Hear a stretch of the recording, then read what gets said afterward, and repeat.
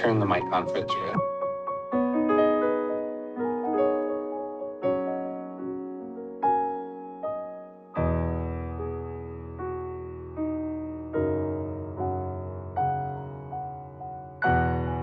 And it turns red, and then it's on. So make.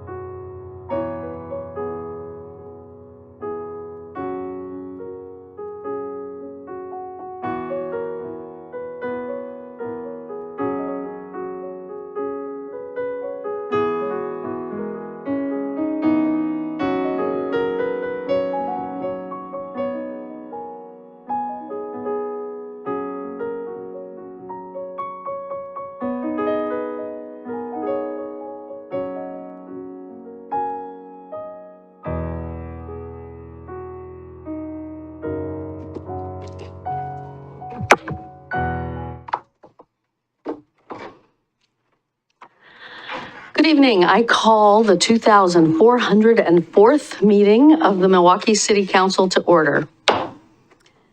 This meeting is being held in person at City Hall and by video conference. The public may participate in this meeting by coming to City Hall or joining the Zoom webinar. The meeting is being broadcast live on the city's YouTube channel and Comcast Cable Channel 30 within city limits. There will be opportunities for the public to speak during this meeting. If you would like to address council, you may come to City Hall or participate via Zoom. If you are interested in speaking, please let staff know by filling out a yellow comment card for those at City Hall or emailing ocr@milwaukeeoregon.gov for those on Zoom. When it is time to take public comments, staff will monitor the comment cards, email inbox, and Zoom participant list and chat. We will take comments in the order they are received and seen. Comments may be emailed to ocr@milwaukeeoregon.gov. We ask that all Zoom participants who intend to speak label their Zoom username to show their first and last names for the record. Spanish translation services are available upon request. The public is asked to request translation and other meeting accessibility services at least 48 hours before the meeting. For more information, contact the city recorder at 503-786-7502. Servicios de traducción en español está disponible cuando sea solicitado. Se pide al público que solicite servicios de traducción y otros servicios de accesibilidad por lo menos 48 horas antes de la reunión. Para obtener más información, llama a el secretario de la ciudad a 503-786-7502. Translation services are also available in other languages. Please join me in the Pledge of Allegiance. I pledge allegiance to the flag of the United States of America and to the republic for which it stands, one nation, under God, indivisible, with liberty and justice for all. So we will get started with our announcements. I will be delivering the 2024 State of the City Address here at City Hall this Friday, June 7th, beginning at 4:30 p.m. Attend to hear about the city's recent accomplishments and what is to come in 2024 before spending the evening downtown enjoying First Friday. Scott, is our slide? Oh, okay. Yeah, and that will be downstairs. It won't be in this room. It'll be downstairs. And I hope a lot of people come. And I went to the one in West Lynn last night, and they had quite a crowd. So, the city's garbage and recycling collectors annually offer a curbside pickup for large, bulky items that don't fit in the weekly collection containers. This year's pickup is on Saturday, June 8th and June 15th. Which day your items will be picked up depends on where you live in the city. To find out which day your items will be picked up and for other information, contact your hauler or visit the city's website at milwaukeeoregon.gov. The 2024 Juneteenth celebration will take place on Saturday, June 15th from 11 a.m. to 3 p.m. at Ball Michelle Park. All are welcome to this community-led gathering to celebrate, reflect, and amplify Black voices in the city. The event includes music, vendors, food, face painting, kids' games, and other family-friendly activities. Help remove invasive ivy and other invasive plants while also picking up litter on Elk Rock Island on Saturday, June 15th from 9:30 a.m. to noon. Volunteers should meet at 19th and Sparrow at 9:30 a.m. to get started. Join a community-led festive gathering to celebrate LGBTQIA+ Pride Month on Saturday, June 29th from 10 a.m. to 2 p.m. The event will take place at the South Downtown Plaza, which is located at Southeast Washington Street and Southeast Main Street. And I just take a moment to say, I put out my Milwaukie Pride lawn sign that the city produced a couple years back, and it had some vandalism. So I hope that's not something that's happening to other people in town, but I was a little disappointed to come out this morning and find a little bit of damage to my sign.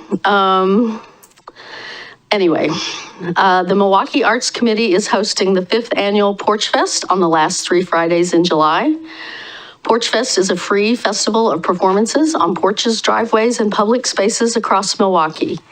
People are encouraged to walk or bike their neighborhoods, meet their neighbors, and share their talents with the community. If you are interested in performing, hosting a performance, or volunteering to help, visit MilwaukeePorchFest.com to learn more and sign up.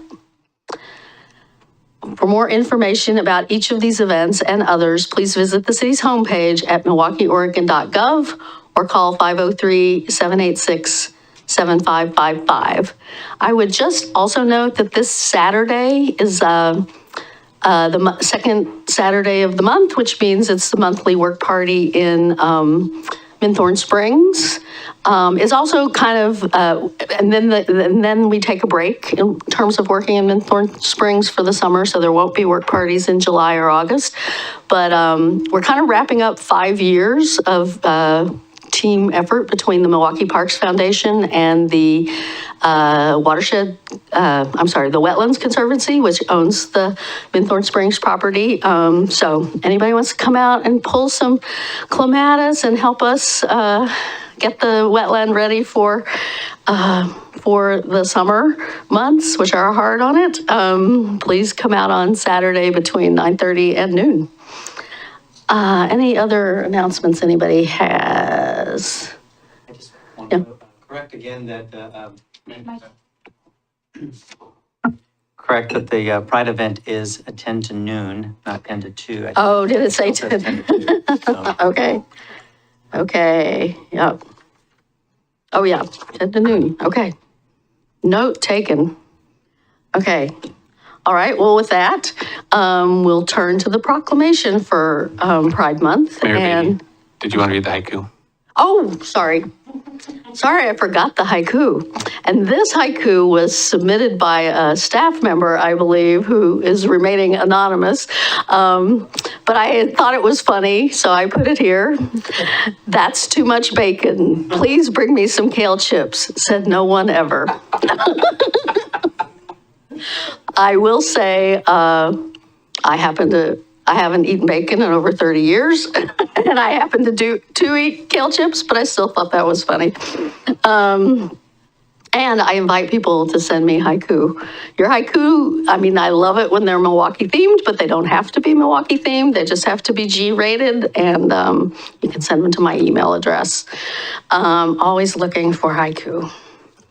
All right, so with that, we'll move on to the Pride Month proclamation, which will be introduced by Councilor Abma. Thank you, Mayor Beatty.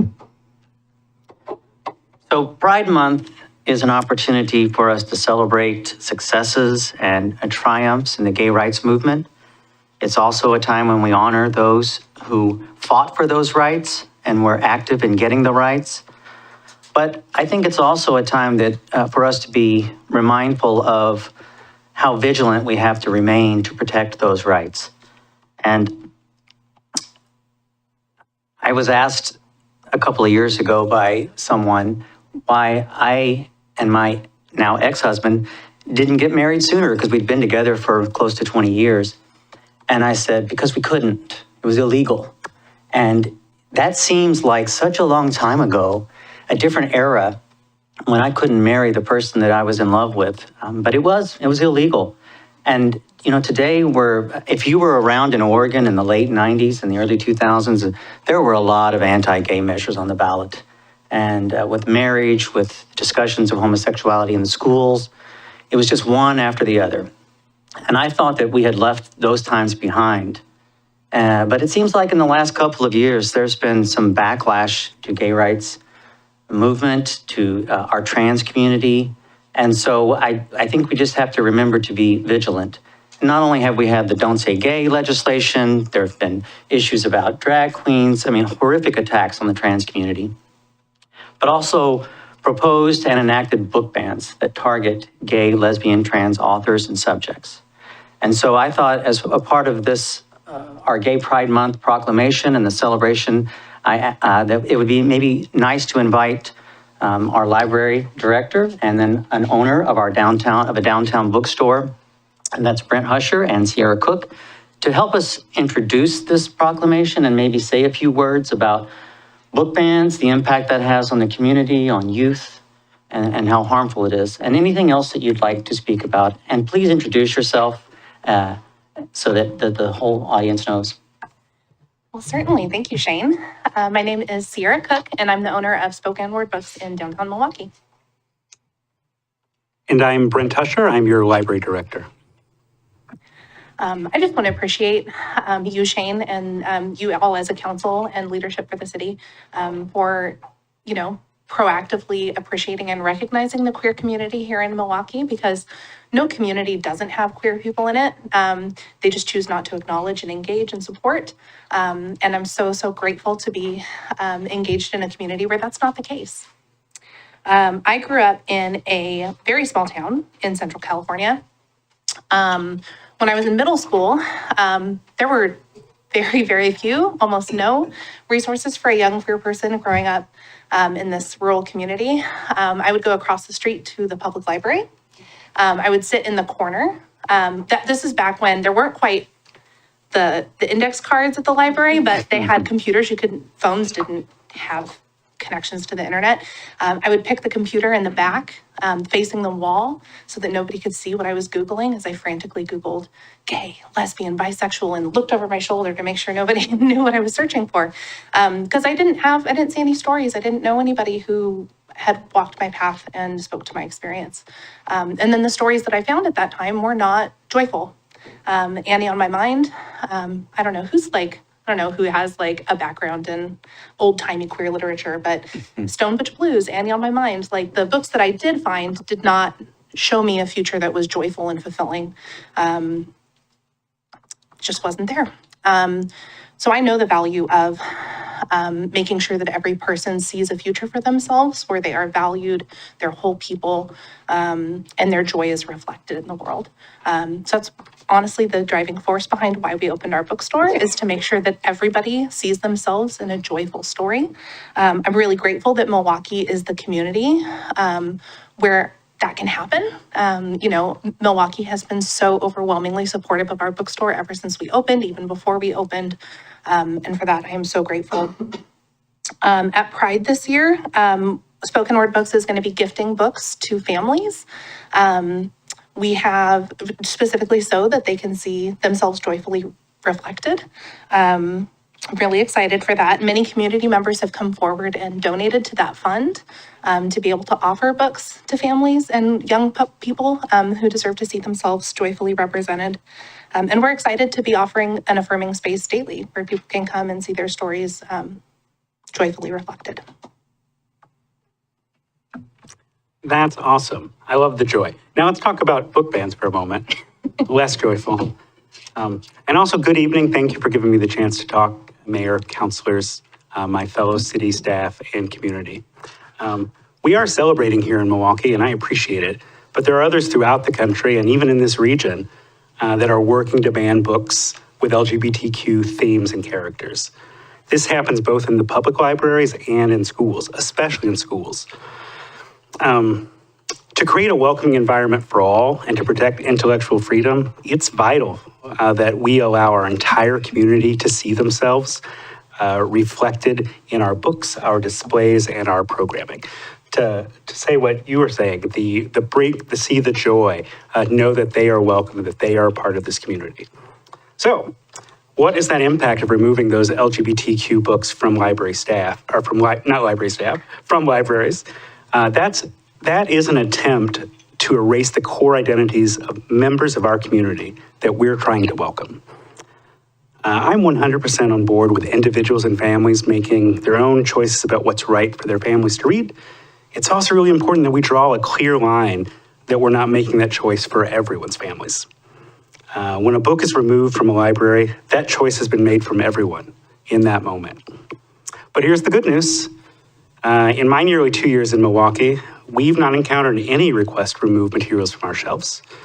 And in this month of Pride, I'm proud of this community's drive to make this a place that is safe and welcoming for all. Happy Pride. There we go.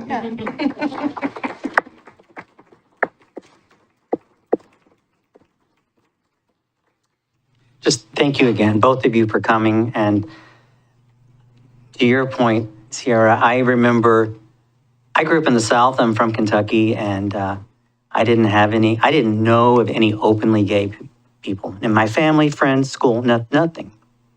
And I remember coming to the Northwest and going to a bookstore and seeing a gay and lesbian section, and I couldn't believe it, and I was not out. And I remember, quietly walking over to it and just kind of glancing at the titles and then looking at a few of them and being so afraid, by the way, being so afraid that someone would see me.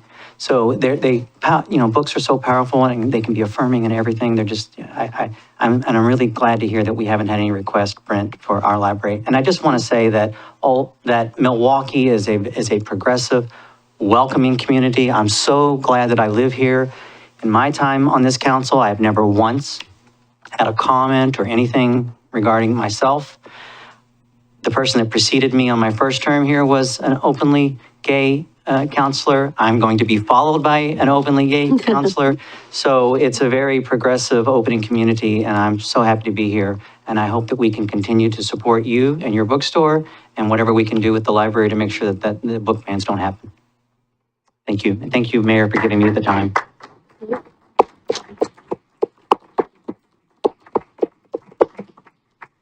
And would you like to read the proclamation? Okay. Whereas the fight for equality continues for lesbian, gay, bisexual, transgender, queer, questioning, intersex, asexual, and other historically marginalized members of our community, which we use the acronym LGBTQIA+, and the responsibility falls on all of us to form a more inclusive and equitable society. And whereas June 28th, 2024 marks the 55th anniversary of the Stonewall Uprising, 6 days of demonstrations sparked by the targeting and arrest by police of gay, lesbian, and transgender bar patrons in violation of their civil rights, an event widely recognized as the beginning of the modern gay rights movement. And whereas history has failed to properly recognize the role of the leaders of the Stonewall Uprising, including Marsha P. Johnson and Sylvia Rivera, transgender women of color who helped spark this movement. And whereas in 2000, President Bill Clinton declared June to be Gay and Lesbian Pride Month to commemorate the Stonewall Uprising. And in 2009, President Barack Obama expanded the commemoration by declaring June to be Lesbian, Gay, Bisexual, and Transgender Pride Month. And whereas, despite the progress of recent years, LGBTQIA+ Americans continue to face discrimination and new attacks by state governments and other political figures on the legitimacy of their human rights, including their very own right to exist. Now, therefore, I, Lisa Beatty, Mayor of the City of Milwaukie, a municipal corporation in the County of Clackamas in the state of Oregon, do hereby proclaim June 2024 as LGBTQIA+ Pride Month in Milwaukie in support of our LGBTQIA+ family, friends, and neighbors, and to proclaim that love is love, you are valued and welcome, and your city stands with you.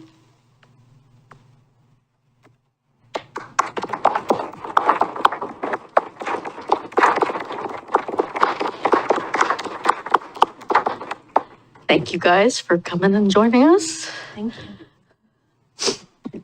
Mayor Beatty, Uh-huh. would it be okay for me to just add a quick comment?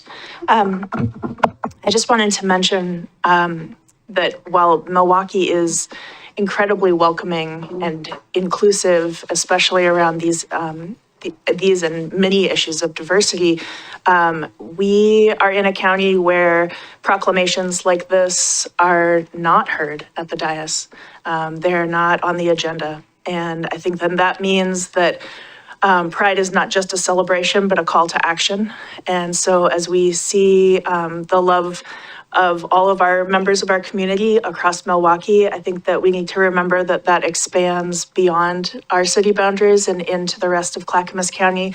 And there are a lot of people who need our support and love. And so I encourage you during this month of Pride and other months beyond to go and support other communities where things are not as welcoming. Thank you for the time. Thank you.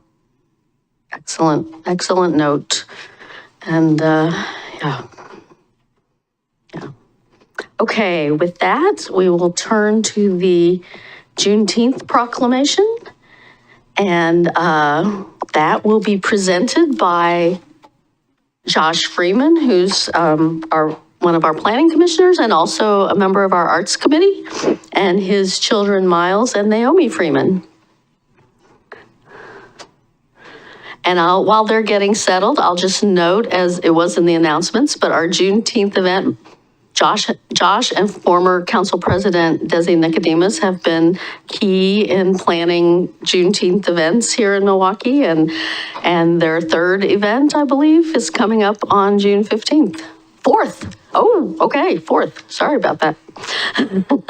All right, with that, I'll turn it over to you, Josh, and you need to push the button so that the red light comes on. Good evening, Mayor Beatty and councilors and city staff. Thank you for having us. We don't have a prepared statement, but I think generally we just want to say that we're happy that we live in a city that recognizes Juneteenth and is proactively supporting our events and our community. I think that's all we had to say.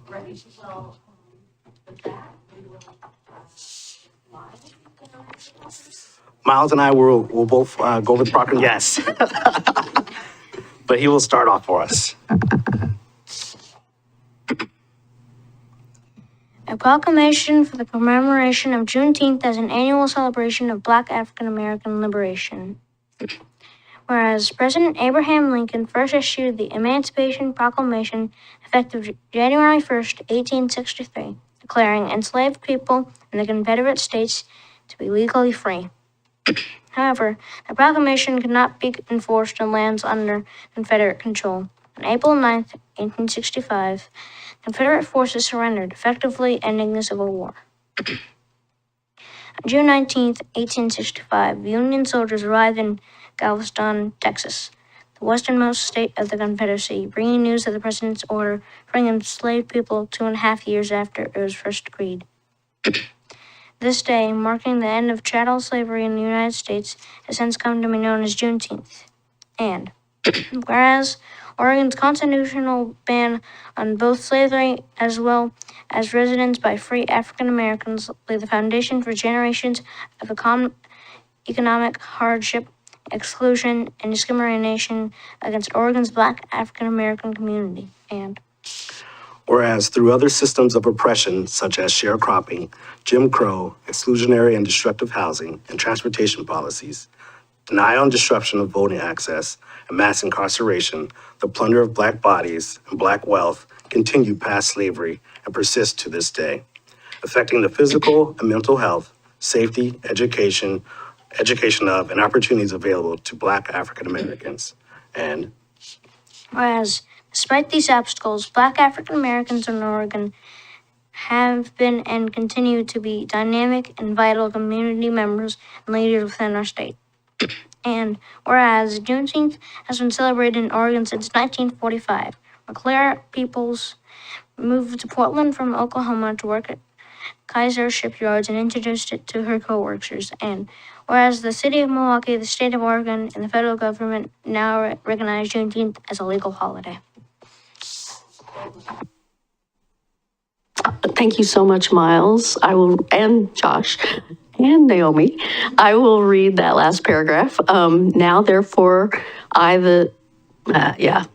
it should be I, the mayor of Milwaukie, as a municipal corporation in the county of Clackamas in the state of Oregon, do hereby recognize and proclaim Juneteenth, June 19th, as an annual celebration of the past, present, and future of Black African American liberation and those who continue the work to realize that liberation.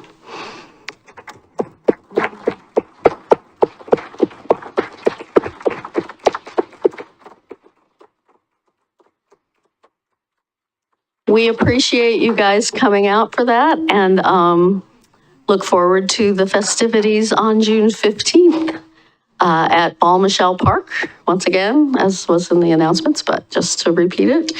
Thank you. Okay. We are now moving to community comment. Okay. We don't have any yellow cards? Oh, you're getting some yellow cards. Okay. I was going to say, with this many people here, I expected to have some yellow cards. This is the part of the agenda during which council will hear community member comments regarding city business that is not already on the agenda. Before we begin, is there a follow-up from the May 21st community comments, Acting City Manager? Thank you, Mayor. At the last regular session, we received a comment about maintenance of trees, municipally owned trees near 224. I've received some updates from our Public Works Director. The maintenance of the trees in the 224 right-of-way is in the jurisdiction of ODOT, and we need a permit, but we are exploring that. Peter would like this to be a topic of discussion at the June tree board meeting, where they're going to explore opportunities for community members to potentially support with the maintenance of street trees.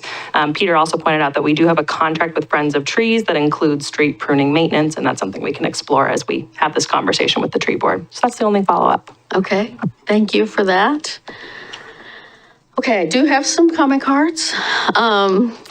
For those in person who wish to speak, please submit a yellow comment card found on the table just inside the chamber door.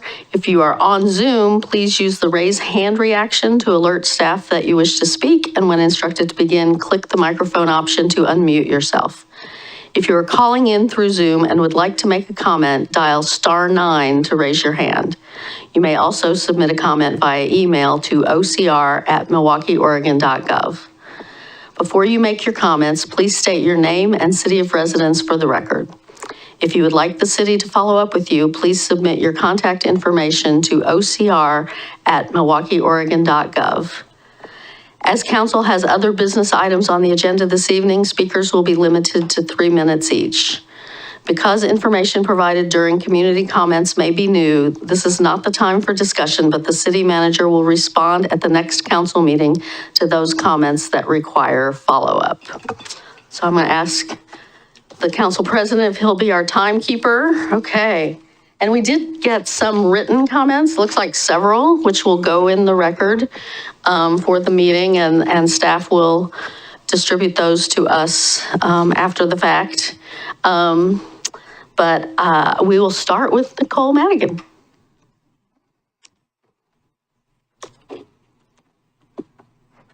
I believe you know how the microphones work. I do. It's a little weird to be on this side of things during community comments. It's a new experience. Well, good evening, Mayor Beatty, Council. Thank you for being here tonight on the first Tuesday of the month, as you always are. My name is Nicole Madigan. I live in unincorporated Clackamas County. I'm sorry about that, in Oak Grove.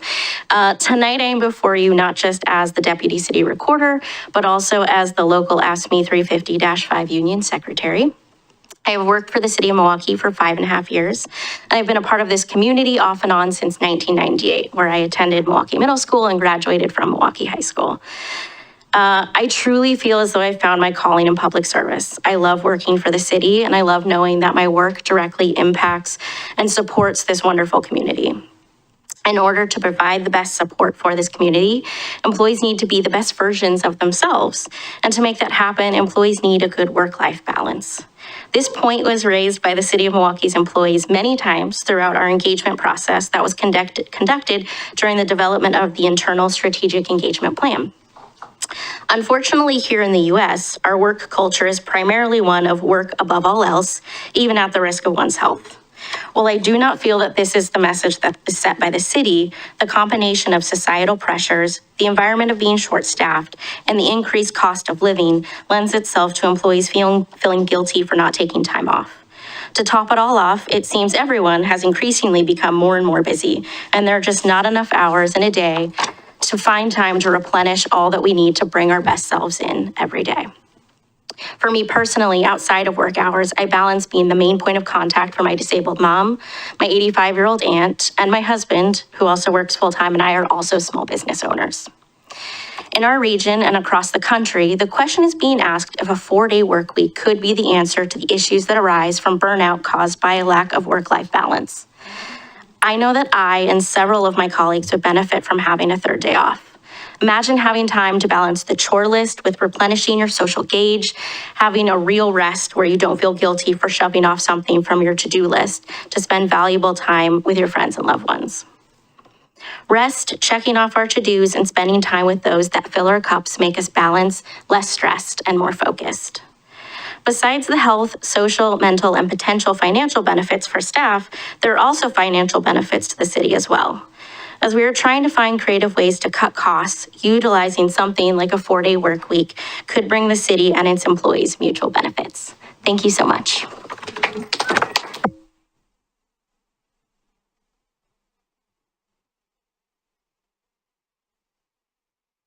Sorry.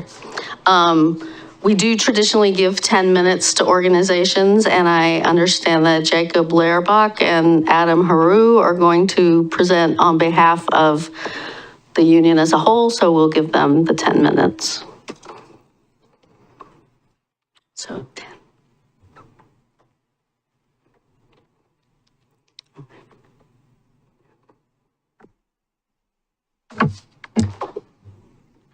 My name is Adam Haru. And I'm the president of Ask Me Local 350-5. I work on the city's planning team.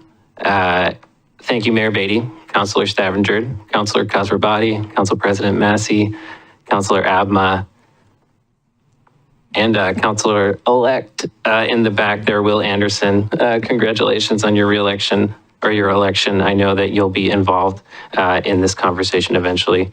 I'm here tonight with Jacob, our local's vice president, and many other union members and supporters from the community to tell City Council that we know what we are worth and we deserve a fair contract that honors our exceptional commitment to this city. Our presence here tonight is an invitation for collaboration and for opening a longer-term dialogue with Council about how you can better support your workers and how we can better help this city thrive. Over the last 2 contracts covering 6 years, our workers lost 6.25% in wages due to low COLAs failing to combat inflation. If you include inflation in 2022 and 2023 and 2024, our workers are another 8% behind, 14% behind where we were at the start of that 6-year period I mentioned from the last 2 contracts, and that's without compounding the inflation. So far, the city's message to our union has been that workers are going to need to sacrifice again, take a pay cut again. For a budget crisis, we were told by leadership that everyone knew was coming. We provided many ways for the city to meet our needs, but we got told no on virtually every one of our economic proposals. We need bold leaders on our city council who are not afraid to raise revenues and stabilize our city, our staff, our community services, not more of the same old excuses for why Milwaukie workers keep falling behind. Milwaukee's hiring a new city manager. Our next city manager must be someone who is willing to take this on, willing to shift our culture, and willing to commit to paying us what we deserve. It's an absolutely crucial thing for the health of our city that our union workers are playing a major role in deciding who is going to be bringing their leadership to the new city manager position. We often hear our managers celebrate our grit and heart, our efficiency, how we do more with less. It's that special something that Milwaukie workers bring to work every day. But there's a darker side, I think, to this kind of thinking. Real grit and heart is experienced by your workers as a gut punch, whether it's working late and missing out on family time, or the toll it takes working 18-hour shifts in the freezing cold with dangerous equipment and barely enough sleep. The anxiety knots in your stomach when your manager has you doing work that you're not qualified to do. The helpless feeling when you are worn down, but the city pays so little that you need a second job to make ends meet. Or you're working part-time and you can't afford to pay 5 times what a full-time staff person pays for health insurance, so you go without and you risk financial ruin. Your coworker might go out on leave, and the city might not find you much help, expecting you to do 2 jobs for the same pay. Or when your manager denies your request to telework without a reason while your coworkers telework without issues, it can be dispiriting. The problem with grit is that it wears you down to the point where your heart just isn't in it anymore. And it's no surprise that we've seen alarming turnover in recent years. More than 1 in 4 of our workers in our bargaining unit started their positions since 2022. That's 2 years ago. That's a quarter of our workers turning over in 2 years. That's quite a lot. And far too many of the staff who've started since then have left or plan to leave. And even our median manager tenure is probably less than 5 years also. So we've had turnover across the board. Our engineering department's been buzzing with overly ambitious construction timelines and development reviews amid extraordinarily high turnover. The building office is handling a flood of hundreds of inspections for multi-unit properties without the necessary staff to do them. Our planners are constantly scrambling to assess developer proposals and permits for hundreds of units of middle and multi-unit housing alongside big long-range planning projects, but we can't find funding for economic development programs that we're committed to. Our public works teams heroically respond to dangerous storms and difficult maintenance issues so that we can all be safe, but the city doesn't pay them all the same rate for the same work. And we open the city for business when it should be closed, putting our staff in unnecessary danger. Our library staff are on the front lines of public service, providing beloved community programs in an often chaotic and flawed environment that makes them a frontline service for people in crisis and the only library in the region that was open during our last winter storm. Our code enforcement team is pounding the pavement to enforce Milwaukee's inundation of code and parking violations due to decisions made above them and our population growth as the city has further developed. And our police records staff are barely treading water under the pressure of supporting our police with several key positions vacant and extremely limited capacity over the last several months. With our move to City Hall, our administrative staff have been thrown into a totally new environment for engaging with the public, being asked to learn functions of 5 or 6 different administrative positions without a pay increase even while training to learn those other jobs. Milwaukee's taken big strides as a city in recent years, despite a global pandemic and a housing crisis that will make this one of the most expensive regions in the world. But Milwaukee workers have been left behind over and over again. It's time to invest in us like we have invested in Milwaukie year after year. My name is Jacob Lairbach, and I am AFSCME's 350-5 Vice President. I have been with the city for about 6 years, currently serving as the water treatment operator in Public Works. I was born and raised in Clackamas County and started my career here at the city as a Utility Tech 1, and I worked my way up to a Tech 2 and to my current position. Not everyone gets the opportunity to advance like I did, and we want all of our workers to have that opportunity. We wouldn't want to leave here tonight without sharing more of our intentions about what we'd like to see change here at the city. Our most critical issue is our declining wages, but there are many more ways we can work together to improve our work culture and make Milwaukie a great place to work. Milwaukee's culture has relied too much on top-down managing and decision-making rather than empowering the great leadership potential and our highly skilled and adaptable workers. This needs to change if the city wants to meet the big challenges of our time.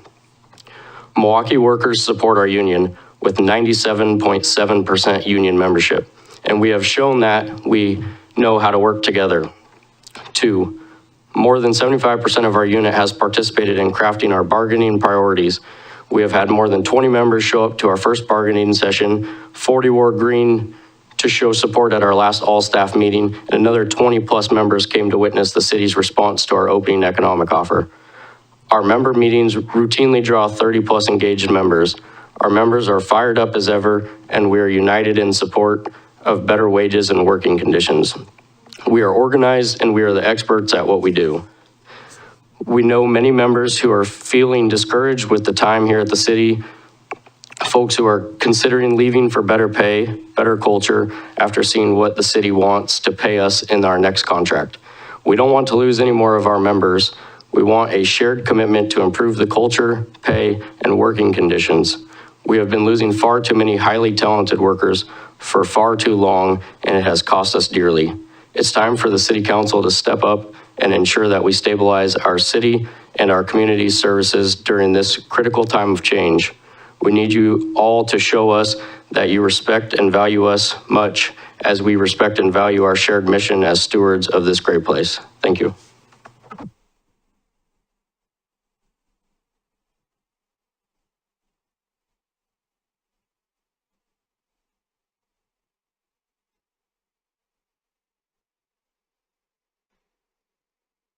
Thank you. And the rest of these folks are 3-minute periods. So next I have Damian Tucker.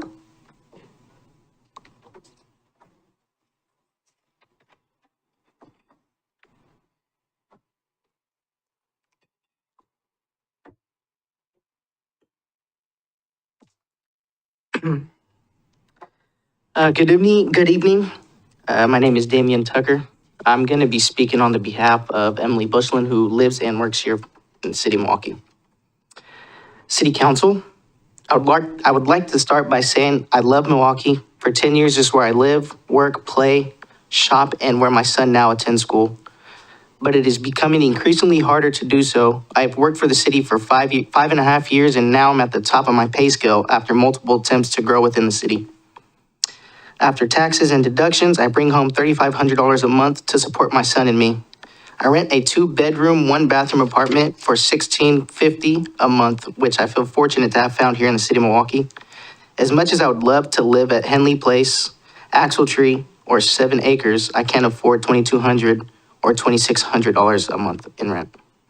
Just to quickly summarize my monthly budget, my take-home is $3,500 a month, rent is $1,650 a month, my car and renter's insurance is $165, my utilities are $200, my car payment is $500, my student loan, which I pay, is $50, which is the minimum payment, my gas is $125, groceries, it's $600, my phone bill is $100, and my laundry room charges $20. This leaves me with $90 each month for anything extra, such as school activities, haircuts, or any unexpected expenses.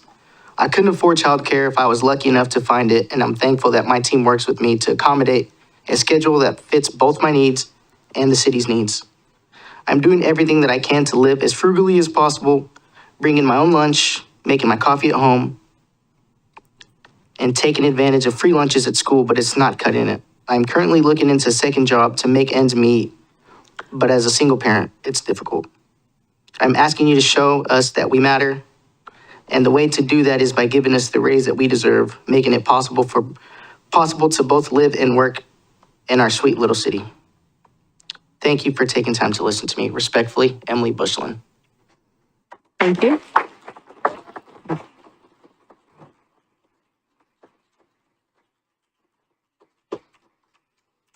And I also have Jesselyn Gale.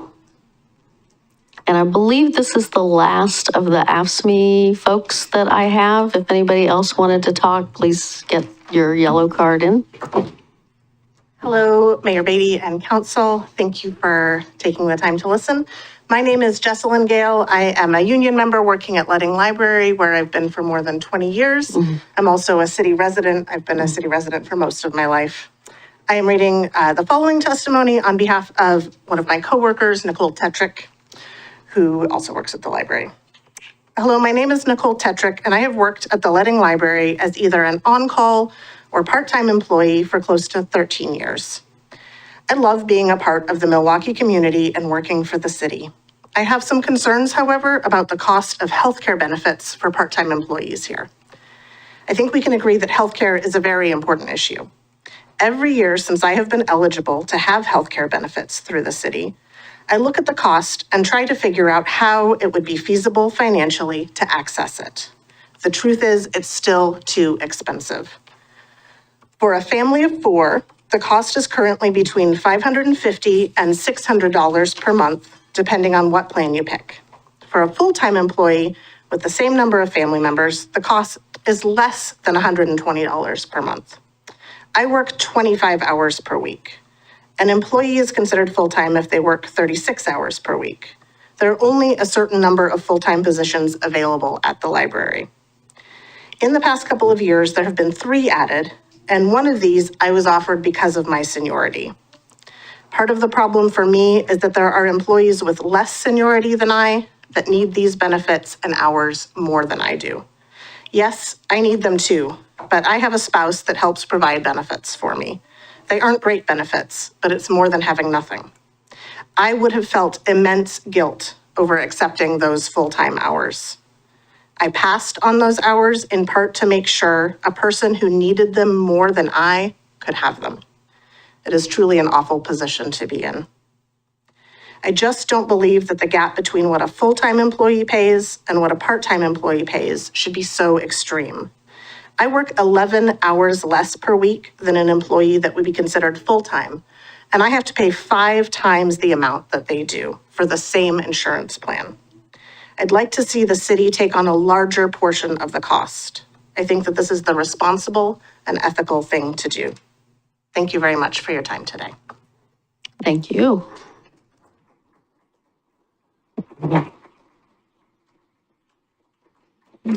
As noted at the outset, we don't respond to comments. I did just want to thank you for telling heartfelt stories. And I remember a time several years ago when there was a much more, I appreciate the tone and everybody's seriousness and respect in coming to this meeting, because there was a time several years ago when it wasn't like that. So I do appreciate that. And I look forward to an update from our negotiating team on negotiations soon. So I do have 2 more people who want to speak. Rodney Smith, who was the aforementioned guy about trees. I'm not one of the guys. I don't think I know that well. Mine's a small and so on.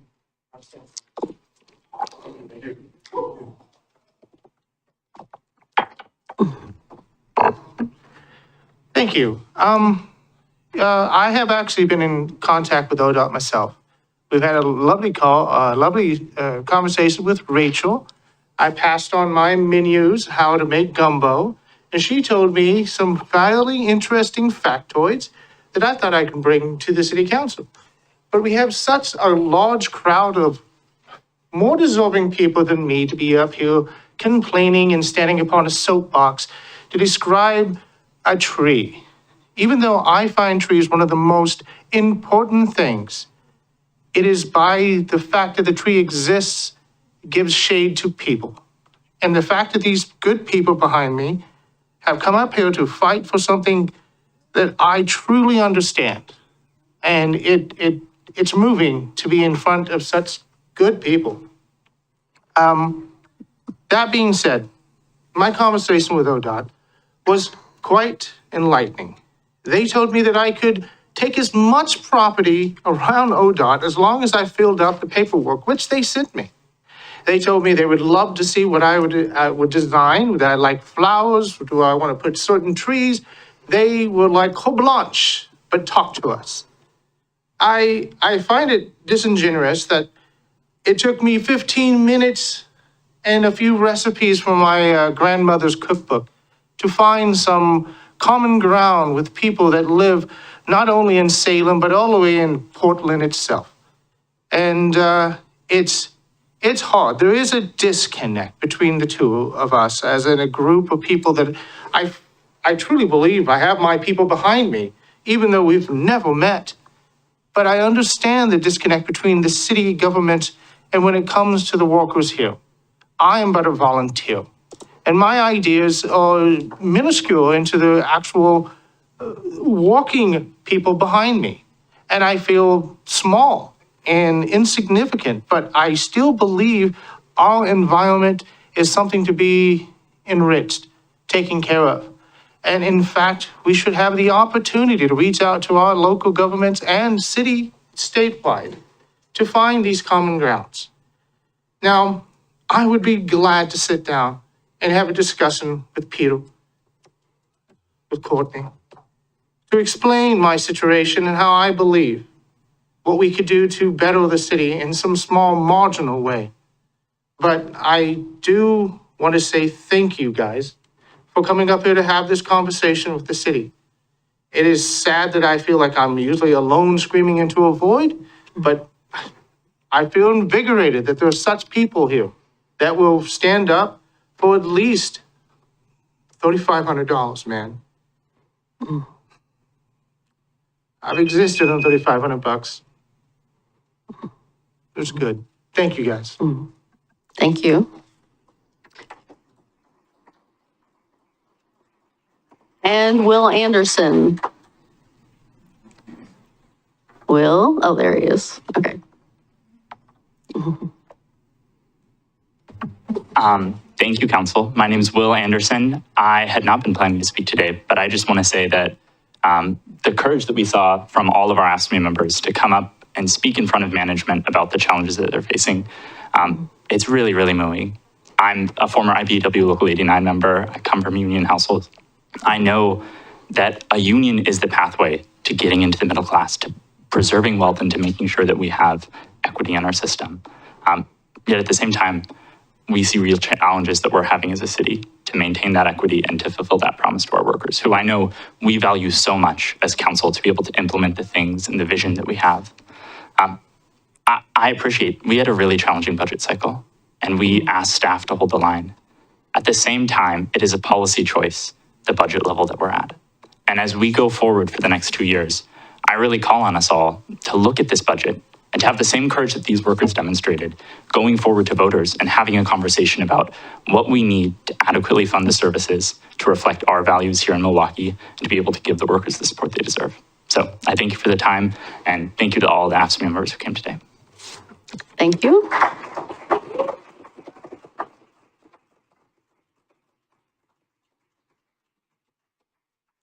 Okay, with that, I think, oh, do we have anyone online, Mr. Stauffer? We do not. Okay.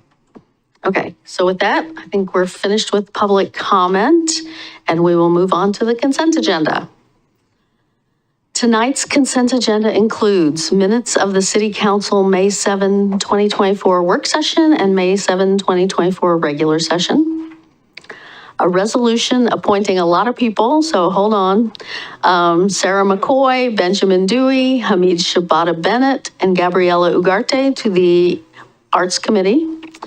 Mona Henry and Matthew Dake to the Audit Committee. David Cheatzazan to the Budget Committee. Siona Belay, Roberto Areola Moreno, Anissa Turbovsky, Corey Hester, and Shayna Justice to the Equity Steering Committee. Joel McLemore, Carla Branson, and Ann Heiliger to the Library Board. Laura Jenks to the Parks and Recreation Board. Lisa Graytrick, Joshua Freeman, and Jacob Sherman to the Planning Commission. Rachel Burlington, Stephen Lashbrook, Christian Giotti, I'm not sure which, Camden McCone, Elvis Clark, John Hudson, and Christina Cole to the Public Safety Advisory Committee, and Kathleen Brennan Hunter and Lee Garnett to the Tree Board. A resolution acting as the local contract review board authorizing a contract with the Willamette Falls Studios to provide government and public access broadcast services. A resolution acting as the local contract review board authorizing a contract with Moss Adams LLP for financial audit services. And a resolution authorizing a collective bargaining agreement with the Milwaukie Police Employees Association, MPEA. I note that one item that had been on the original agenda, item E, is no longer moving forward and will be on a future agenda. Is there any, or does any member of council wish to remove a consent agenda item? Is there any discussion? All right, with that, I will entertain a motion. I move to approve consent agenda as presented. I second. It's been moved and seconded to approve the consent agenda as presented. All those in favor say aye. Aye. Opposed say no. None heard. The consent agenda passes unanimously. All right, now for hearings, serial hearings. So we'll start with the consolidated fee schedule. The public hearing on the consolidated fee schedule is called to order. Guess I'll give staff a minute to get up here to the table. The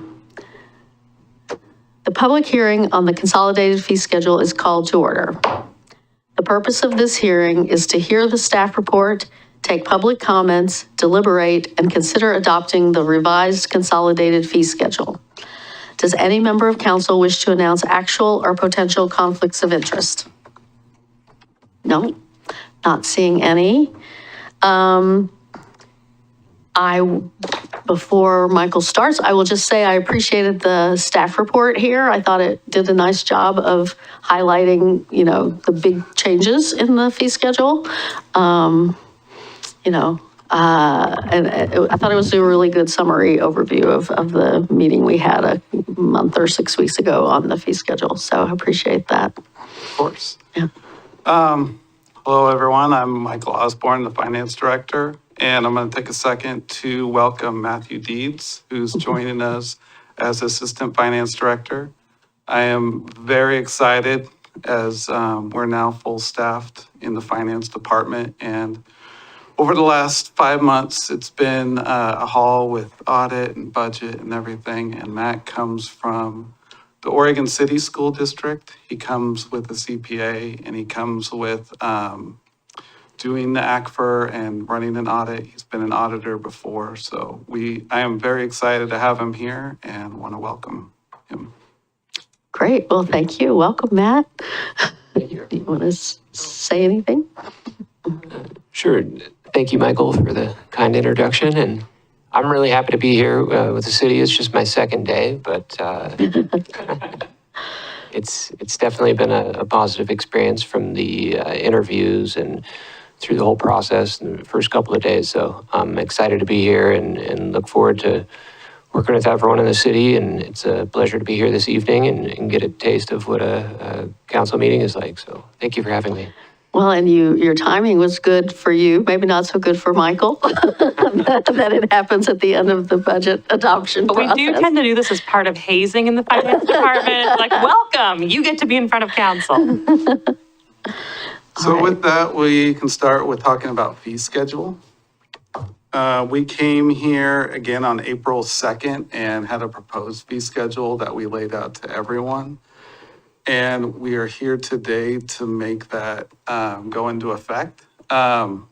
This would begin on July 1st, 2024, unless otherwise specifically noted that we'll talk about in a minute. There's a couple that we're waiting on.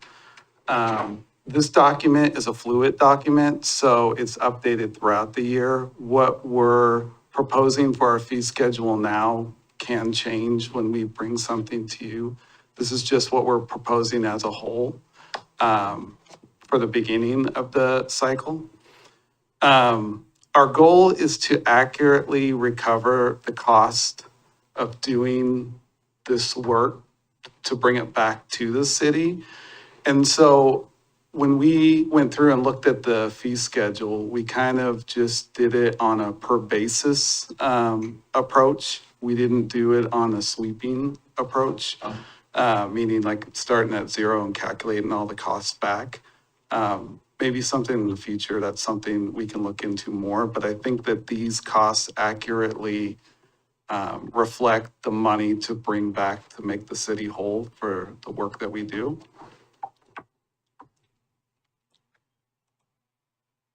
Significant changes that we have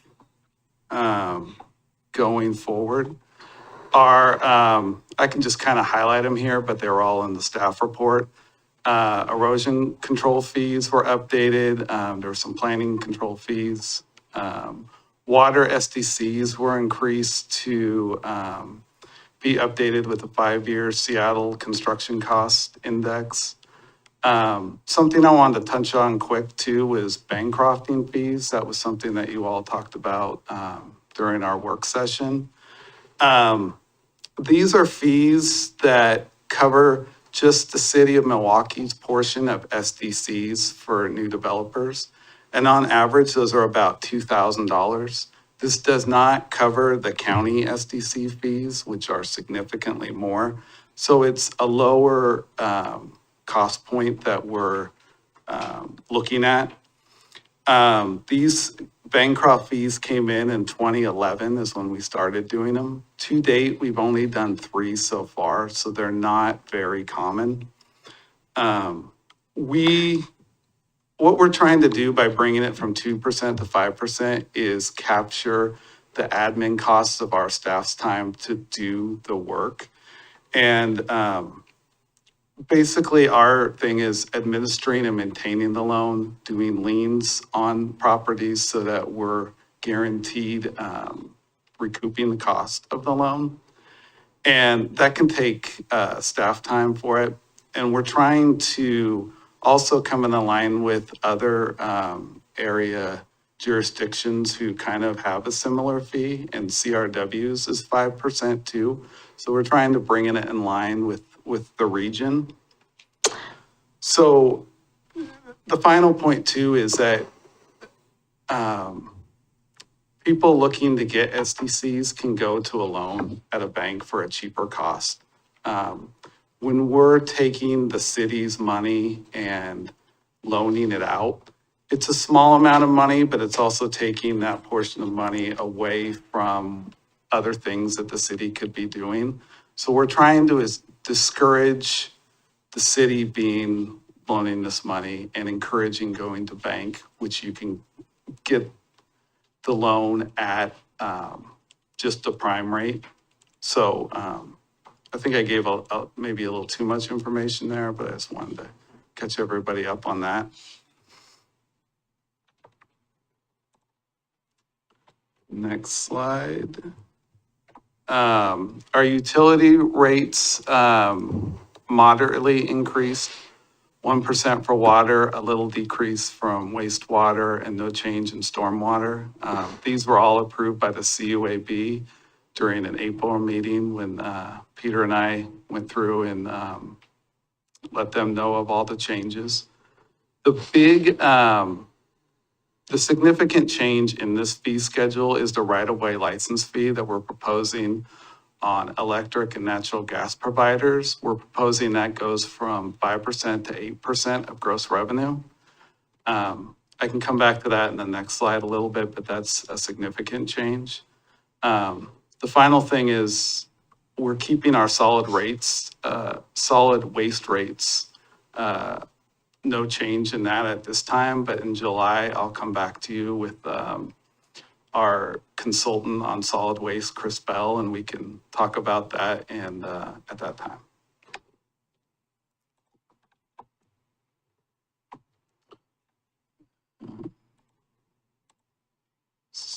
Pause for effect. So our 5-year general fund forecast, the reason that we're increasing from 5% right-of-way fee to 8% is to help the general fund. Right now, at our 5%, there's a challenge to the general fund in year 3 that we go into the red. By increasing it to 8%, we can push that challenge off into going into the red in year 4. The city right now has revenue challenges that we've all talked about during the budget committee process. And it's something that we can look at in the next biennium to solve. But for kind of a short-term stopgap, we're proposing the 3% increase to help general fund during that time to buy us a little time as we have those discussions for revenue strategies.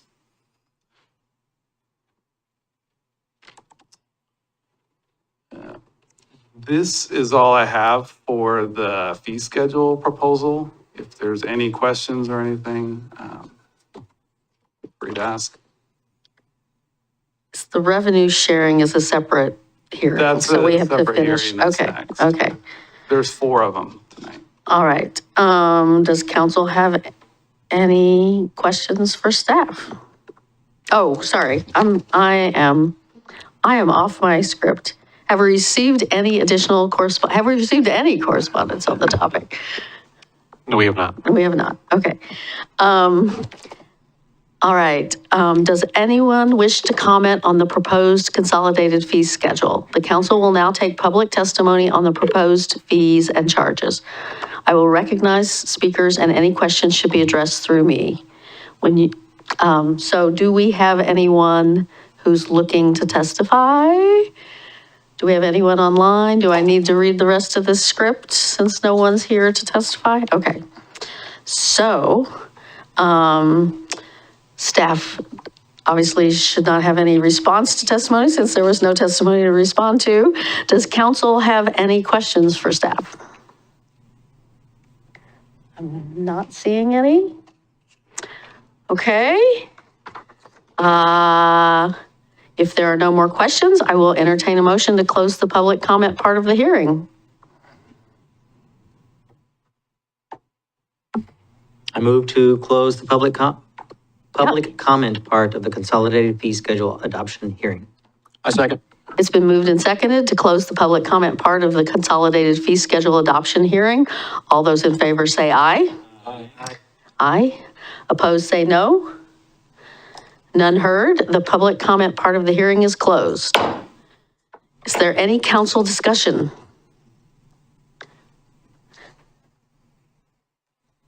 Did you have something you wanted? No? Okay. No? Okay.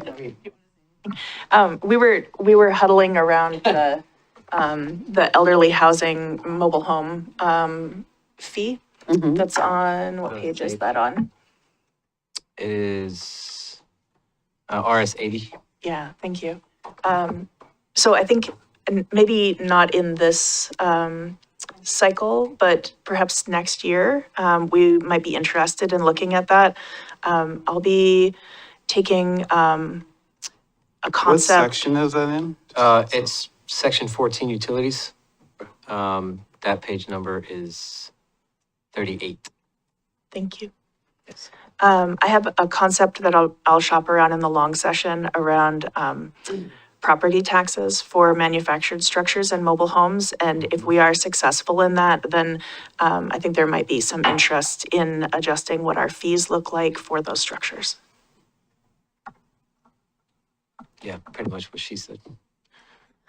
Just a little less Okay. technical, I guess, is what I would have said. The acting city manager is, Just thank you, that's great. And Michael had this in one of his earlier slides, but just as a note, what we're planning to do, typically fee schedule updates have kind of happen on an ad hoc basis. We're going to really try to get that on a consistent quarterly cycle to come with supplemental budget updates. So the good news is the budget committee meets next in August. And if there's an update before then, please let us know and we can propose an update to the fee schedule at that time. So. although it sounds like it's a legislative session item. Yeah, it wouldn't be until the long session is over. And so it might be the quarterly meeting after that. Yeah. Okay. Any other questions, comments, observation? Oh, I guess we passed the questions. This is the deliberation part, discussion part. Anything? All right. Is council ready to vote? I would entertain a motion. I move to approve the resolution revising fees and charges and updating the consolidated fee schedule for fiscal years 2025 and 2026. I'll second. It's been moved and seconded to approve the resolution revising fees and charges and updating the consolidated fee schedule for fiscal years 2025 and 2026. All those in favor say aye. Aye. Opposed say no. None heard. It passes unanimously. Now we will move on to the state revenue sharing election. The public hearing on the city's election to accept state revenue sharing is called to order. The purpose of this hearing is to hear the staff report, take public comments, deliberate, and consider adopting 2 resolutions certifying that the city is eligible to receive state revenue and electing to accept state shared revenues. Does any council member wish to announce actual or potential conflicts of interest? All right, with that, I will turn it over to the finance director. Do we have to introduce ourselves? No, I think you can dispense with that. I think Yeah. it's fine. So this one's short and sweet. We all met on April 27th and went over the state shared revenue, and we had some discussions there. What's on the screen before you is kind of our revenue projection on what we're doing for the liquor, cigarette, and other state shared revenue taxes. We're proposing for the biennium 1.65 million to the general fund. And for the state gas tax revenue, we're projecting 3.346 to the transportation fund. It's funny to me that we have to elect to accept money. That we have to have a hearing to elect to accept money. Sure, you can send us money. That's what those taxes are about. Anyway, any questions for staff? Yeah. Well, that was the 3.3, that's an estimate, right, of what we think it's going to be, the revenue for the gas tax? What did it end up actually being in the last biennium? I forget if you don't know off the top of your head. Like, it's lower than this, right? Or, I mean, it came in, like, it's getting lower, it's decreasing. We're projecting it decreasing. Right. It's less than what we got this go around. I'm not sure the exact numbers off the top of my head, but I can look into that. How close was our forecast last biennium? I think Bonnie was pretty good on it. Yeah. I think it was pretty close, but I'm not sure. I'm just That's guessing. fine. I can check too. I just said it. It's online and afterwards I can show you. I'll Google it. Thanks. Yeah. Just kidding. Yeah, it's always it is a bit of a shot in the dark. I will say that we're trying to be honest and realistic in these projections too. So we are, as EV cars come online, there's less gas and we don't know where it's going, and I don't think anyone knows where it's going, but this is just an honest, fair guess. So I appreciate it. Well, and the other, I mean, even without EVs, our share diminishes, right? Because the growth is happening in other parts of the area, right? So as there's growth in Happy Valley and all these places that are fast growing, our piece of the pie is based on population. So that's gonna, even though we are also growing, we're not growing at those kind of rates. Yeah. Yeah. So our piece of that pie is gonna diminish, for two reasons. Okay. May I ask a question? Sure. Are you finding that in this projection for the biennium, other cities are taking into, are we taking into account and are other cities taking into account the gas tax going away and possibly being replaced with another sort of formula, or maybe not replaced? not yet. I'm sure that other cities are thinking about it. I think from my perspective, I'm just looking at the next 2 years for this. But it's a valid question and something as, I get more familiar in this role. I know League of Oregon Cities and stuff does research on this. So I don't have a perfect answer right now, but I know it's something going past this biennium that we'll have to look at. Okay. I know that we're often in conversation about if the council will have a legislative agenda, which I hope that we do move toward that direction. And if we are able to form that agenda, I think it might be helpful, given that the transportation package, or, what iteration we're in of the transportation package conversations are happening this long session. And then, I think in addition to LOC, advocating for us, then it might be a position where perhaps council can spend some time in Salem and talk about what this local impact looks like. Yeah, and I think in terms of this budget, though, anything they do in Salem is at least not going to affect the first year of the biennium, right? It would We're looking potentially affect the years second year. on. Yeah. Okay. Okay, if no other questions and comments, have we received any additional correspondence on the topic? No, we have not. Nope. Okay.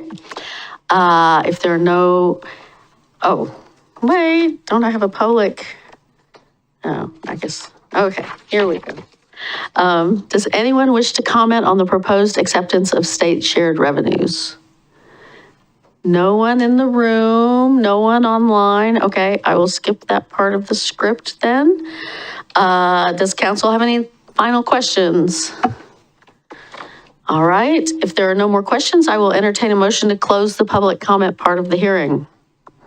I move to close the public comment part of the state revenue sharing hearing. I'll second. It's been moved and seconded to close the public comment part of the state revenue sharing hearing. All those in favor say aye. Opposed say no. None heard. The public comment part of the hearing is closed. Is there any council discussion? Is council ready to vote? I will entertain a motion. I move to approve the resolution certifying that the city is eligible in the 2025-2026 biennium to receive state share revenues because it provided four or more municipal services. I second. It has been moved and seconded to approve the resolution certifying that the city is eligible in the 2025-2026 biennium to receive state shared revenues because it provided four or more municipal services. All those in favor say aye. Aye. Opposed say no. None heard. It passes unanimously. Yeah. Yeah. Okay. All right. Oh, we have a second motion. Oh, this is our motion. Second, Oh, we have to be eligible and then we have to elect to take them? Oh, good Lord. This is crazy. Okay. I would entertain a second motion. Sure. I move to approve the resolution declaring the city's election to receive state revenue sharing funds, general funds of the state, in the 2025-2026 biennium. Second. It's been moved and seconded to approve the resolution declaring the city's election to receive state revenue sharing funds, general funds of the state, in the 2025-2026 biennium. All those in favor say aye. Aye. Opposed? None heard. It passes unanimously. Okay, now to the main event. Oh, Joseph might take exception to that, but I'll say the main event. The public hearing is on the biennial budget and capital improvement plan is called to order. The purpose of this hearing is to hear the staff report, take public comments, deliberate, and consider adopting the proposed biennial 2025-2026 city budget and capital improvement plan. Does any council member wish to announce actual or potential conflicts of interest? Okay, I'll turn it over to the finance director. it's me again. So we had on May 4th, I should step back, April 27th and May 4th, we both had budget committee hearings, which you all were a part of, and we proposed a budget which was approved, which was proposed to the budget committee and approved by them. So I'm here to bring that to you today. Our budget North Stars for this cycle is to stabilize our fiscal foundation, institutionalize our process, and advance the community's priorities strategically. All this being said, I just want to reflect that in this budget, the city does have revenue challenges for the future. And we did a hold the line budget in M&S costs. We held FTEs to, over the end of the biennium, to the same count that we had. We didn't add any FTEs. We do, as we've talked about before, have revenue challenges that we're aware of and that we're looking for the future to find creative new ways to answer the revenue challenge.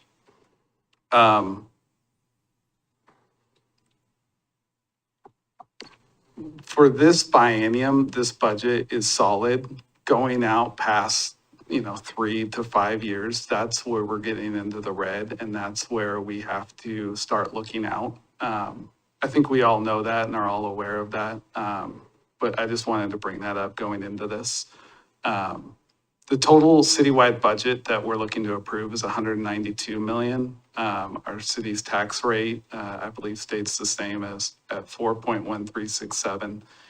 And again, we didn't add any FTEs in this.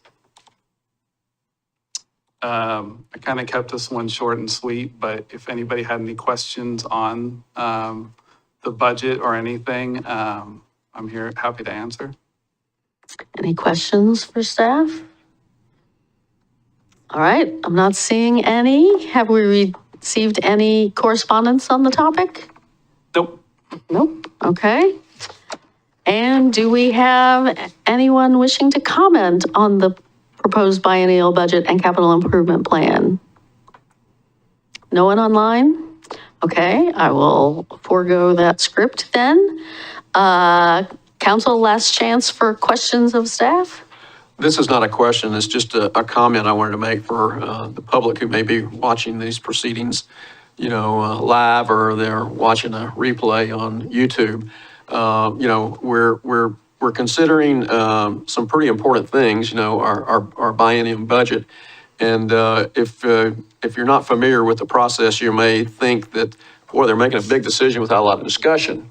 So for the benefit of the public, I would just tell them that the Budget Committee and the City Council has been spending, half-day sessions on Saturdays over the past month, deliberating these budgets in detail. So, which you can also find on YouTube while you're you certainly scrolling. can.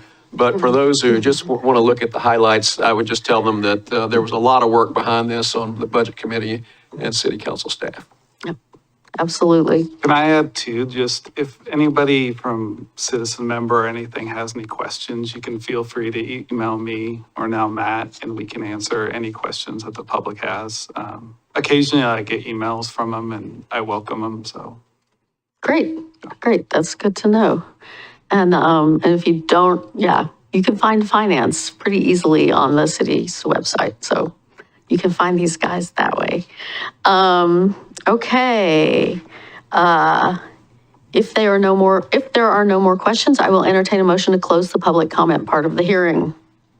I move to close the public comment part of the biennial budget and capital improvement plan adoption hearing. I second. It's been moved and seconded to close the public comment part of the biennial budget and capital improvement plan adoption hearing. All those in favor say aye. Aye. Aye. Opposed? None heard. The public comment part of the hearing is closed. Is there any council discussion? Okay, then I will entertain a motion. I move to approve the resolution adopting the City of Milwaukie budget and capital improvement plan for the biennium commencing July 1st, 2024, making appropriation, levying ad valorem taxes, and classifying levies pursuant to Section 11B, Article 11 of the Oregon Constitution. Second. It's been moved and seconded to approve the resolution adopting the City of Milwaukie budget and capital improvement plan for the biennium commencing July 1, 2024, making appropriation, levying ad valorem taxes, and classifying levies pursuant to Section 11B, Article 11 of the Oregon Constitution. All those in favor say aye. Aye. Aye. Opposed say no. The budget is passed unanimously. I will say a big congratulations to Michael, who kind of had to jump into the fray, feet first, from jumping into his new position just as the budget was kicking into high gear. So I'm sure he's going to sleep well tonight. I was going to ask, am I allowed to celebrate? Or You are allowed to celebrate. Emma helped me a ton with this too. The both of us really went through and, figured it out. Bonnie helped, the team helped. Everybody kind of came together to do this, but this is quite an achievement. Mm-hmm. Yep, excellent job. Excellent job, thank you. All right, it seems sort of anticlimactic after all this. So we have an MRC meeting, but we and an executive session yet to come. But before that, we have council reports. You guys are good, I think, unless you're staying up for the MRC Do meeting. we have to do the MRC? But we've got to go through the rest of the agenda and come back, open a separate meeting for the MRC, so. Okay. Yeah. So councilors with council reports. Nobody? Nobody? I've got one. I usually write mine, but I have an oral one tonight. But go for it, Council President.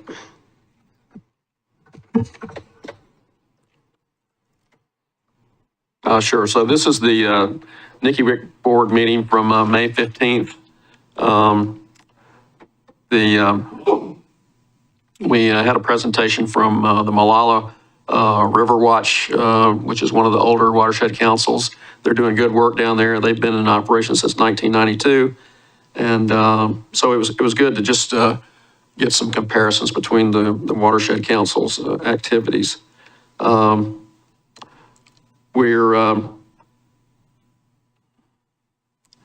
There was a update that you've probably heard earlier in our study session about the upcoming, sediment testing and that kind of thing. And the program strategies and operational strategies that were part of the Watershed Council's strategic plan. They had that big strategic planning process a couple of months ago. And I think to the Watershed Council's, good thought, they took those ideas from the whole board and then they, sort of crunched it down to, the board president and the active staff with a few other of the long-term board members to really crunch out the full blown out in detail strategic plan, which will be, available here soon. And they also have an interim work plan that will, guide us, in detail for the staff over the next year or so. There's a big focus on the fundraising for Kellogg. We heard from Neil earlier in the work session on that. I think that one of the issues that keeps coming up in the Watershed Council is we know that Kellogg is the big headlight in the eyes here that we have to get completed. But I think to their good credit, they're kind of looking 3 to 5 years out and what comes after that. And so there's a couple of options for to look at that. And I think one of the big ones is going to be stormwater. Is going to be a focus. That kind of has to get fleshed out and everything like that. But still a lot of heavy lifting on Kellogg, but looking down the road as well. Great, thank you. Yeah, I know they have some, they have some restoration projects in the mouths of some of the other creeks and stuff they're working on. Yeah, there's more than Kellogg. Yeah, there's more than Kellogg, right. Other council reports? I just wanted to mention that the Homeless Solutions Coalition of Clackamas County held a presentation and meeting with the Oregon City Business Alliance. So these are the monthly forums that the Business Alliance holds. And it was a presentation of the day center that is going to be built in Oregon City. So the name of that center will be Caring Place, which I think is much better than Oregon City Day Center. And I also think that it's important to mention that Oregon City has had a lot of the investments around housing stability and support for unsheltered folks that are living outside. And we were given a shout out as another city that is working alongside folks at the county to find a solution around this. So our stability or stabilization center, which I hope also soon has a snappy name, was highlighted, and there was much appreciation for how the city is leaning into this instead of, representing more aversion to the topic. So I just wanted to highlight that, to let you all know that if your ears were burning, that's why. Great, that's nice to hear. And we did get by email, an update on the county's behavioral health facility out on the eastern edge, not in Milwaukie, but just to our east on Lake Road. And so it was good to get an update on that. And it sounds like that building is partially occupied and in use for some patient services, but we'll be getting some upgrades and it'll be finished toward the end of the year. So I wanted to do a quick report on on Friday, as it was in the announcements, I give my State of the City address, which I've never done before, but I attended several of Mayor Gamba's. I went yesterday to West Lynn to hear their mayor's State of the City address, and his was a little unusual. I mean, it wasn't what I was used to, I guess, from the ones that have been done here, which is sort of a cataloging what's going on in the city, what's happened, what's coming, et cetera. And that's kind of what I'm going to do. But he did first it was about 45 minutes long. They fed everybody. They had a really good crowd because they fed them barbecue at the end of it, which we're not doing, unfortunately. But they honored they had 2 volunteers of the year. They honored them at the beginning. And then the mayor's address was actually videotaped by their equivalent of Willamette Falls media that they use. And it was only about 12 minutes, 14 minutes maybe. And it really highlighted like 3 main projects. It wasn't trying to be sort of all-encompassing. It was sort of like, here are 3 big things we're working on. And then they had a follow-up staff panel where the key staff on each of the 3 things were there to just kind of give a little bit of status update and stuff. And I thought it was pretty effective. I mean, it was different because it wasn't trying to talk about the city as a whole, but it was a good way to daylight 3 key projects and get people in the community, thinking about them. I did want to mention, the 3 key projects were what they call Vision 43, which is revisioning Highway 43 going through their town and how to make it more pedestrian and bike friendly.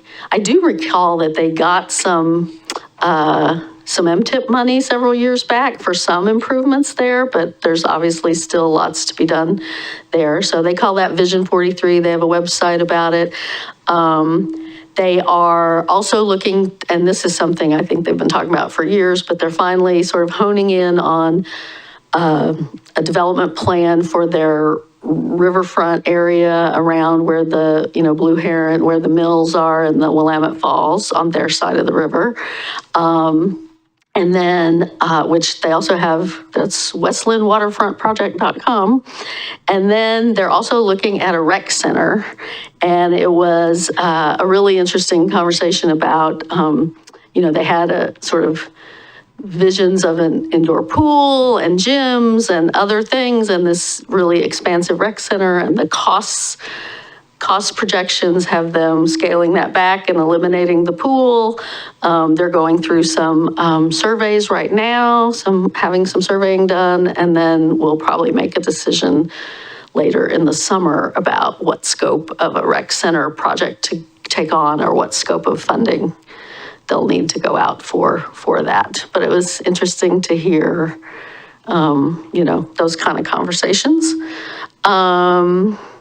For those of you who, unfortunately, most of you don't remember Bill Monahan, but Bill Monahan was our city manager before Ann Ober. And he was an attorney, and he ended up going back to the Jordan Ramus firm after he left here. And he was West Lynn's attorney for the last few years since Tim Ramus passed away. And he has announced that his retirement, and so that was announced last night that the next West Lynn council meeting is his last, and he's retiring. So for the folks out there who know Bill, he's finally retiring. I guess the other thing I would mention is that, looking at was priorities and goals. It was interesting because he mentioned that the mayor of West Lynn mentioned that they have 10 council priorities. I was like, 10? And so I went in to look at theirs, and it got me looking at Lake Oswego's, and it got me looking at Wilsonville's. And so it's really interesting and I recommend that before we get to our next goals discussion, that people kind of take a look around at what other cities have as their goals. Anyway, he also referred to it as the year of the roundabout, because West Lynn has a few new roundabouts going in. If you've been over by, there's one right off 205, and I guess they've got them going in some other places too. Anyway, it was a nice event, and I'm glad I went. All right. If nothing else, then no other council reports. Then I have two things to read. Immediately following the regular session, the City Council will convene as the Milwaukie Redevelopment Commission. If you would like to stay for that meeting, please stay where you are here at City Hall or on the Zoom webinar. The MRC will meet here in Chambers and on the same Zoom session. And after the Redevelopment Commission meeting, Council will meet in executive session pursuant to ORS 192.6602H to consult with counsel regarding the legal rights and duties of a public body with regard to current litigation or litigation likely to be filed, and subsection F to consider information or records that are exempt from disclosure. Okay. Do we have representatives of news media? No. Okay. And I won't need to read that part of it then. With that, I will entertain a motion to adjourn. To adjourn the regular session, that is. I move to adjourn the regular session. I'll second. It's been moved and seconded to adjourn the regular session. All those in favor say aye. Aye. Aye. Opposed? None heard. The regular session is adjourned. All right. That's 7:40 on the script, and we're like 7:39. You did a great job. That's what I expected. Okay. Do we want a break, or can we plow through? Let's do this. Okay. All right. With that, I call the Redevelopment Commission to order. I call the Milwaukie Redevelopment Commission to order. This meeting is being conducted by video conference. This meeting is being conducted in person at City Hall and video conference. The public may participate in this meeting by coming to City Hall, joining the Zoom webinar, or watching on the city's YouTube channel or Comcast Cable Channel 30 in city limits. There will be opportunities for the public to speak during this public hearing. If you would like to address the commission, you may come to City Hall. If you are interested in speaking, please let staff know by emailing ocr@milwaukieoregon.gov for those on Zoom, or submitting a yellow comment card for those at City Hall. When it is time to take public comment, staff will monitor the comment cards, email inbox, and Zoom participant list and chat. We will take comments in the order they are received and seen. Written comments may be emailed to ocr@milwaukieoregon.gov.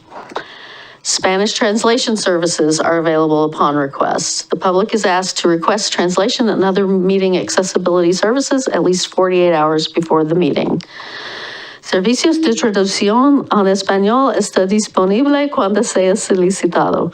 Se pide al público que solicite servicios de traducción y otros servicios de accesibilidad por lo menos 48 horas antes de la reunión.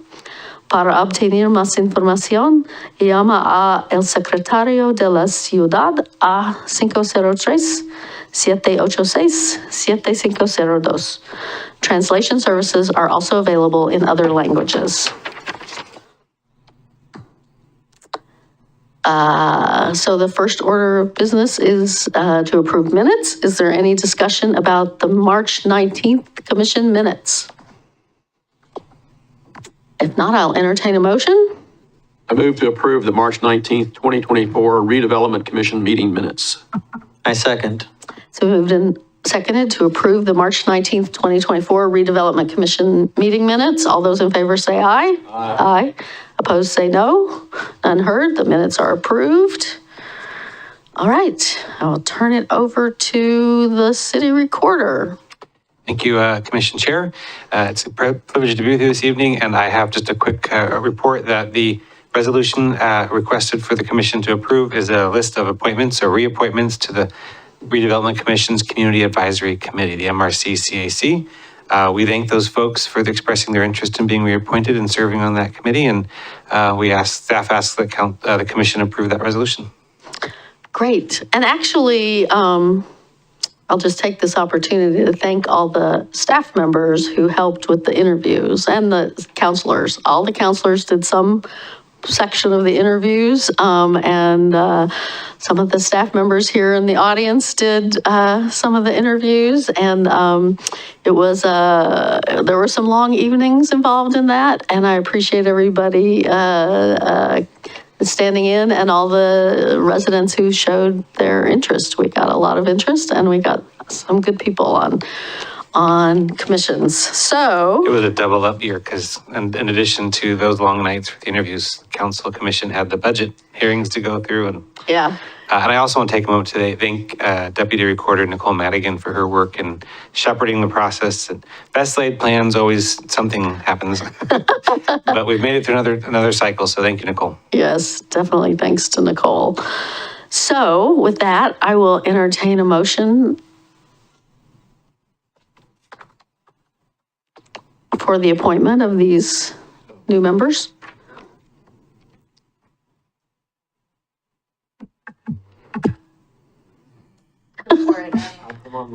Okay, I hope I don't butcher anything here, but I move to approve the resolution appointing this one, right? Yep. Jason? Yes. Yep. Jason Van Abrams, Elena Volzniak, Clifton Hindmarsh, Emily Sager, and Carmen Meyer to the MRC Community Advisory Committee, MRCCAC. I second. It's been moved and seconded to approve the resolution appointing Jason Van Abrams, Yelena Volzniuk, Clifton Hindmarsh, Emily Sager, and Carmen Meyer to the MRC's Community Advisory Committee. All those in favor say aye. Aye. Aye. Opposed say no. They're approved unanimously. Mayor? Yes? We do have one member here Oh. in the audience. Jason, That's congratulations. Jason. Yes. Thanks for coming. And thanks for sitting through all this to get to this point. Okay. With that, we will turn it over to Michael again for the budget. Thank you, Michael Osborne, Finance. Oh, I have to Chair Beatty, read I'm the sorry, script. yeah. Oh, It's a sorry. bit of process. Sorry. Yeah. The public hearing on the proposed redevelopment commission budget is called to order. The purpose of this hearing is to hear the staff report, take public comments, deliberate, and consider adopting the budget. Does any commissioner wish to announce actual or potential conflicts of interest? Seeing none, we will now hear from the finance director. Hello, Michael Osborne, Finance Director, and I'm here to present the 2025-2026 MRC Biennial budget. This was reviewed and approved by the Budget Committee on May 4th. Bringing it up here. The budget summary of this, the MRC fund is a total of $9.246 million, with property tax revenue for the biennium of 1.753, an estimate. And we have capital expense that we've shown all through here. Something of a side note is that Joseph and I recently have been talking around the different members for guidance on the MRC, and we're very excited on the possibilities and uses of the money that we're looking to fund and the projects that Joseph's doing. This is just kind of a short little table of what his ideas are, but I'm happy to answer any questions on the MRC budget if there's any.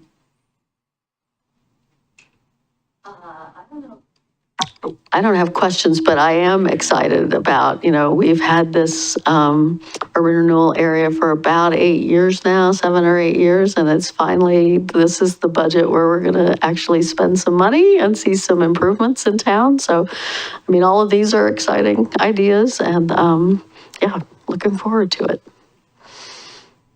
Any questions or comments? Anyone else? Just have a quick comment. Yeah. In addition to folks that will be joining the Community Advisory Committee, we also received some interest from a young person who lives in the Milwaukie area and attends one of our local high schools. And so they're interested in joining the committee, and I think that'll be really exciting. Great. So, if the words Redevelopment Commission don't scare you off. They're very excited. Yeah, nice. That's good to hear. Okay. So, did we receive any correspondence on this topic? No. We did not. Does anyone wish to comment on the proposed budget? Anyone online? No. Okay. So I won't read that script. Last chance for questions from the council. If there are no more questions, I will entertain a motion to close the public comment part of the MRC budget adoption hearing. I move to close the public comment part of the hearing on the proposed MRC budget. Second. It's been moved and seconded to close the public comment part of the hearing on the proposed MRC budget. All those in favor say aye. Opposed, say no. None heard. The public comment part of the budget hearing is closed. Is there any commission discussion? All right, I would entertain a motion.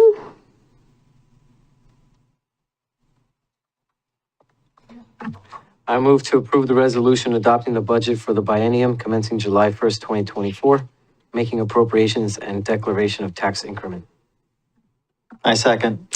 It's been moved and seconded to approve the resolution adopting the budget for the biennium commencing July 1, 2024, making appropriations and declaration of tax increment. All those in favor say aye. Aye. Opposed, say no. None heard. The budget passes unanimously. Are there further MRC reports? Oh, yes. The director has come up. Just 2 more hours of this. That's good. Just a few brief comments, Chair, Mayor.